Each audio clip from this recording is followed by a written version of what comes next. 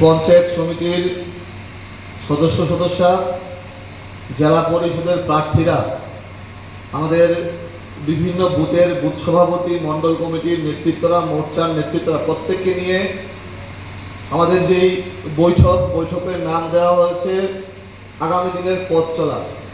আমরা কিভাবে আগামী দিনে আমাদের বিভিন্ন পঞ্চায়েতে আমাদের পঞ্চায়েত প্রতিনিধিরা সাধারণ মানুষকে নিয়ে আমাদের কি পথ চলা হবে, আমাদের কি রূপরেখা হবে, আমরা কিভাবে মানুষকে নাগরিক পরিষেবা দেব, সেই বিষয়ে প্রত্যেকের সঙ্গে খোলামেলা আলোচনা করার জন্য আমরা আজকে এই বৈঠকের আয়োজন করেছি। এই বৈঠকে মঞ্চে উপস্থিত আছেন আমাদের সকলের অভিভাবক, এই জেলার ভারতীয় জনতা পার্টির সভাপতি শ্রদ্ধেয় গৌরাঙ্গ ভৌমিক মহোদয়, উপস্থিত এই জেলার সহসভাপতি বিশালগড় মণ্ডলের প্রভারী আমাদের সর্বক্ষণের সাথী শ্রদ্ধেয় অমল দেবনাথ মহোদয়, উপস্থিত বিশালগড় পৌর পরিষদের মাননীয় চেয়ারপারসন, প্রাক্তন জেলা সভাপতি, বর্তমানে প্রদেশ ভারতীয় জনতা পার্টির সদস্য দাদা অঞ্জন পুরকায়স্থ মহোদয়, উপস্থিত এই জেলার সভাধিপতি শ্রদ্ধা সুপ্রিয়া দাস দত্ত মহোদয়া, উপস্থিত বিশালগড় মণ্ডলের মাননীয় সাধারণ সম্পাদক, যিনি 2023-এর নির্বাচনের পর থেকে বিশালগড় মণ্ডলকে আগলে ধরে রেখেছেন শ্রদ্ধেয় তপন দাস মহোদয়, উপস্থিত বিশালগড় মণ্ডলের সমস্ত স্তরের নেতৃত্বরা, সহসভাপতি থেকে শুরু করে সাধারণ সম্পাদক সদস্য যারা আছেন, প্রত্যেককে আমার ব্যক্তিগত পক্ষ থেকে আন্তরিক শুভেচ্ছা অভিনন্দন জ্ঞাপন করছি। তারা বিস্তারিত আলোচনা করেছেন, আমি কয়েকটা বিষয় শুধু আপনাদের সামনে তুলে ধরব। আমরা বিগত 5 বছর আমরা প্রত্যেকটা পঞ্চায়েতে আমাদের কার্যকর্তারা, নেতৃত্বরা, পঞ্চায়েত প্রতিনিধিরা আমরা নিষ্ঠার সঙ্গে আমাদের দায়িত্ব পালন করেছি। বর্তমান যে সময় নির্বাচন ঘোষণা হলো, দলের নিয়ম মেনে, দলের সিস্টেম মেনে আমরা বুথের নেতৃত্বদের সঙ্গে আলাপচারিতার মাধ্যমে আমরা প্রত্যেকটা সিট থেকে 3টা করে নাম সংগ্রহ করি। তারপর থেকে দলের নেতৃত্বরা, আগরতলাতে একটা কমিটি হয়, সেই কমিটির নেতৃত্বে একজন করে প্রার্থীর উপর সিলমোহর দেওয়া হয় এবং এই প্রক্রিয়া আমরা নিষ্ঠার সঙ্গে কোনো ধরনের লুকোচুরি না রেখে এই প্রক্রিয়া আমরা সম্পন্ন করেছি। প্রার্থী ঘোষণা হওয়ার পরে আমরা জানি বিরোধীরা বিশাল করে প্রার্থী খুঁজে পাবে না, বহু ধরনের প্রোপাগান্ডা করার চেষ্টা করেছে, বিভিন্নখানে আমাদের নিজেদের মধ্যে ঝামেলা বাঁধানোর চেষ্টা করেছে। আমরা জানি আমাদের কার্যকর্তারা নিষ্ঠাবান কার্যকর্তা, দলের নীতি আদর্শ মেনে আমাদের কার্যকর্তারা কাজ করে।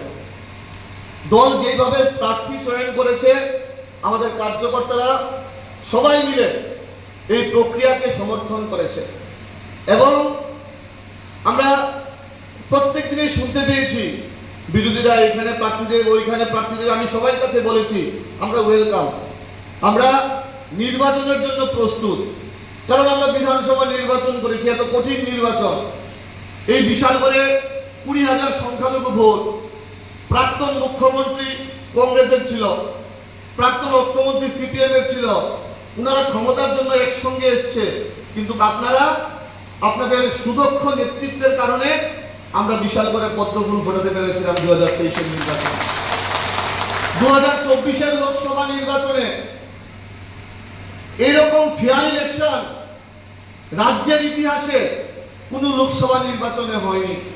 তারপরেও আপনাদের সুদক্ষ নেতৃত্বে আমরা বিশাল করে রেকর্ড সংখ্যক ভোটে 27,000 লিড নিয়ে আমরা আমাদের প্রার্থীকে আমরা উপহার দিতে পেরেছি।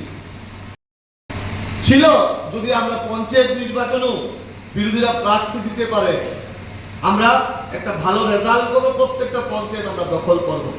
কিন্তু দুর্ভাগ্য 10টা পঞ্চায়েতে আমরা বিনা প্রতিদ্বন্দ্বিতায় আমরা জয়ী হয়েছি।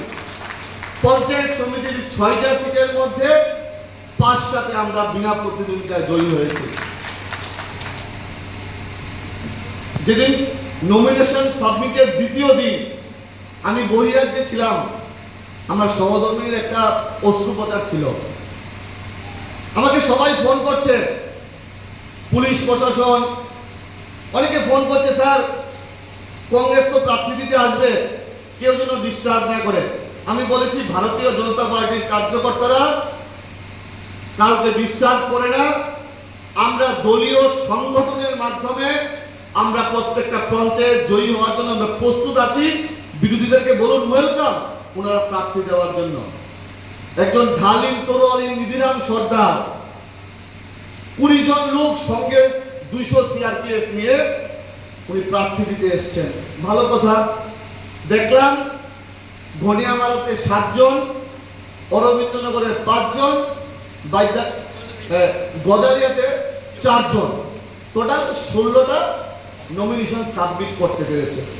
আমরা ওয়েলকাম জানিয়েছি, আমরা নির্বাচনে যাওয়ার জন্য প্রস্তুত।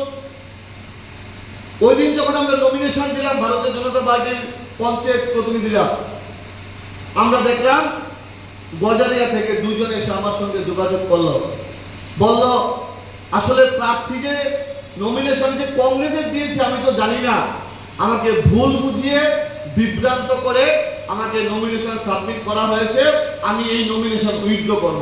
আমি বললাম ওয়েলকাম, আপনি ভারতীয় জনতা পার্টিতে আসুন। উনি আমাদের মিছিলে পর্যন্ত হেঁটেছেন, উনি আগামী পরশুদিন ওনার নমিনেশন ফর্ম উইথড্র করবেন। অরবিন্দনগর থেকে আমাদের সঙ্গে যোগাযোগ করছে, ঘনিয়াপাড়া থেকে আমাদের সঙ্গে যোগাযোগ করছে। আমি প্রত্যেককে বলেছি আপনারা যদি নির্বাচনে যেতে চান আমাদের কোনো সমস্যা নেই, আপনারা নির্বাচনে যান, আমরা দায়িত্ব সহকারে, আপনাদের কোনো সমস্যা হবে না, আমরা নির্বাচন করতে প্রস্তুত আছি। কারণ আমাদের সংগঠন শক্তিশালী, আমাদের সরকার মানুষের জন্য কাজ করেছে, আমাদের বিশ্বাস আছে আমরা নির্বাচনে জয়ী হতে পারবো।